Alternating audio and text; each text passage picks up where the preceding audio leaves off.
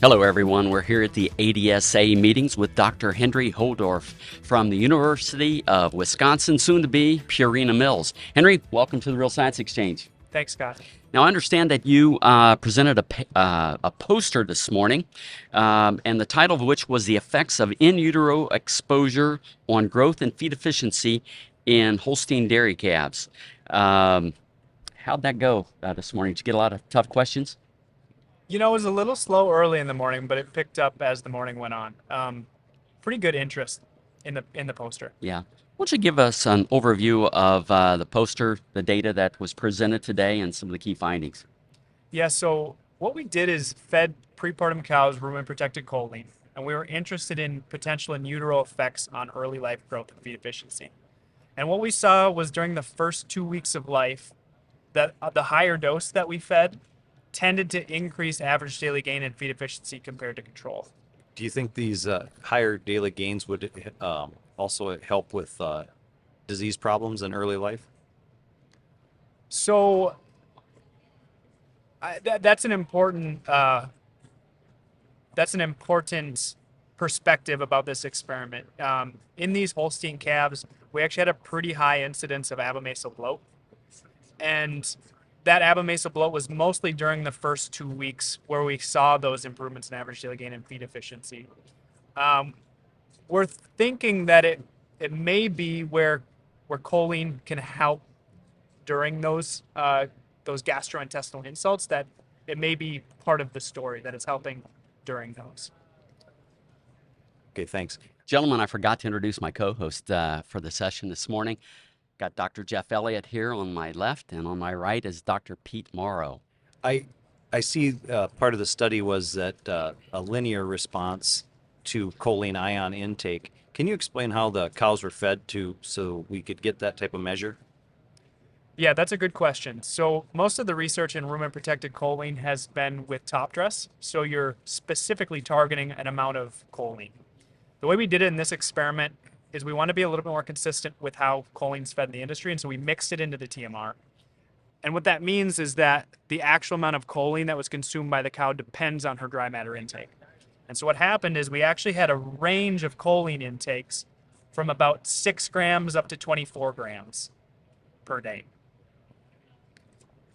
So I want to go back to your point on choline potentially improving gut health. Where do you think that's coming from? Is it improvement in the gut lining, absorption? Expand on that. I think that we need quite a bit more research to answer that question.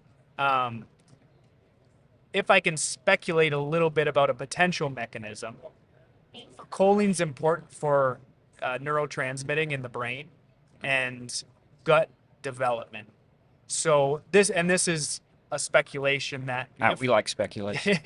if we have any sort of, deficiency in choline in these developing calves, and this is really coming from some rodent literature, where they prevent them from converting choline into acetylcholine, which is a neurotransmitter.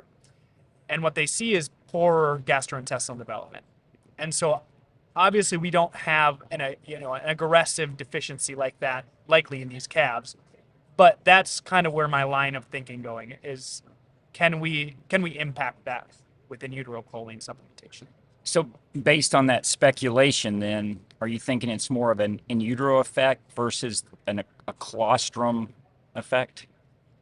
I think based on that mechanism, it would be more of an in utero effect. Okay. But certainly the colostrum has a big impact on gut function. And so that's likely part of the story as well. I'm not sure if choline would impact that or not. Okay. Is there any way to separate essentially the calf's volume or amount of choline in their system versus the epigenetic effect to determine what the actual cause of the differences are? That's a good question. I'm not sure that we can separate that out in this experiment. We did look at a very high level look at DNA methylation in this experiment, and we didn't detect differences in global methylation patterns. That's not to say that there's not differences that there couldn't be differences in tissue or gene specific, but that's a deeper question that would need to be asked. Thanks. Henry, would you just share with us a couple of your key takeaways from the trial, and then what's the next line of question for this kind of research?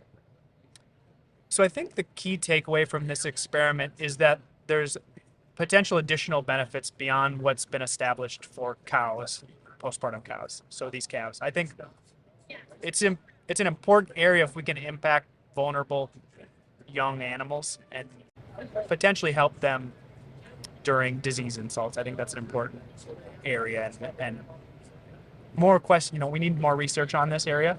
These are just a few studies, but I think that's an important takeaway. Is there any planned research at Wisconsin right now? I don't think we have anything on the docket yet. Right. Well, He's not worried about it. He's leaving. he's leaving. He's going to Purina Mills. And Henry, thank you for joining us today, and we wish you all the best in your career. Thank you, Scott. We'd love to hear your comments or ideas for topics and guests, so please reach out via email to anh.marketing@balchem.com with any suggestions, and we'll work hard to add them to the schedule. Don't forget to leave a 5-star rating on your way out. You can request your Real Science Exchange t-shirt in just a few easy steps. Just like or subscribe to the Real Science Exchange and send us a screenshot along with your address and t-shirt size to anh.marketing@balchem.com. Balchem's Real Science Lecture Series of webinars continues with ruminant-focused topics on the first Tuesday of every month, monogastric-focused topics on the second Tuesday of each month, and quarterly topics for the companion animal segment. Visit balchem.com/realscience to see the latest schedule and to register for upcoming webinars.